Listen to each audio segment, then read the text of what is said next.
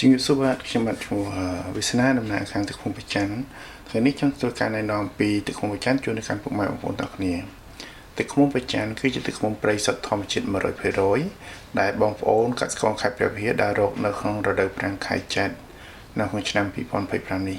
ហើយទឹកឃុំប្រច័ណ្ឌគឺជាទឹកឃុំព្រៃធម្មជាតិសុទ្ធ100%ដែលបងប្អូនទាំងអស់គ្នា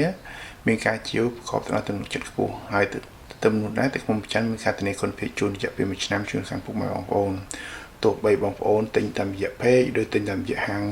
ដៃគូយើងនៅតាមខណ្ឌនីមួយៗនៅក្នុងទីផ្សាររាជធានីភ្នំពេញក៏យើងមានការធានាជូន1ឆ្នាំផងដែរទឹកឃុំប្រច័ណ្ឌគឺជាទឹកឃុំលំដាប់លេខ1ដែលបងប្អូនអាចជឿទុកចិត្តបានដែលទិញហើយញ៉ាំហើយគឺប្រកបដោយទំនុកចិត្តខ្ពស់ទឹកឃុំប្រច័ណ្ឌមានអត្ថប្រយោជន៍ច្រើនណាស់សម្រាប់រាងកាយរបស់ពុកម៉ែបងប្អូនទាំងគ្នាទឹកឃុំប្រច័ណ្ឌអាចប្រើប្រាស់តាមតម្រូវការជាពិសេសនៅក្នុងពេលសង្គមបឋមទឹកឃុំប្រច័ណ្ឌគឺជាទឹកឃុំលេខ1តែម្ដង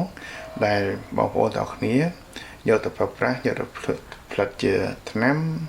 ធម្មជាតិឬក៏យកទៅញ៉ាំជាមួយក្រូចឆ្មាទឹកក្តៅឬក៏ទៅញ៉ាំជាមួយ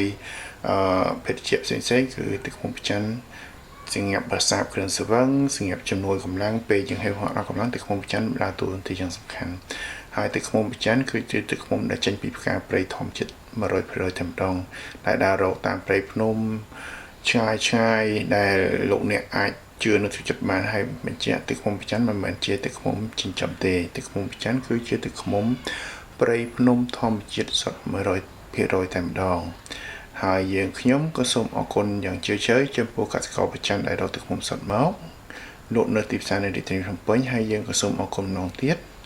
ក្នុងនាមខ្ញុំបានតំណែងទៅក្នុងទឹកឃុំប្រច័ណ្ឌសូមអរគុណម្ដងទៀតចំពោះការគាំទ្រពីអតិថិជនចាស់អតិថិជនថ្មីនិងហាងដៃគូផងដែរដែលមានការគាំទ្រកន្លងមករហូតដល់ពេលបច្ចុប្បន្ននេះ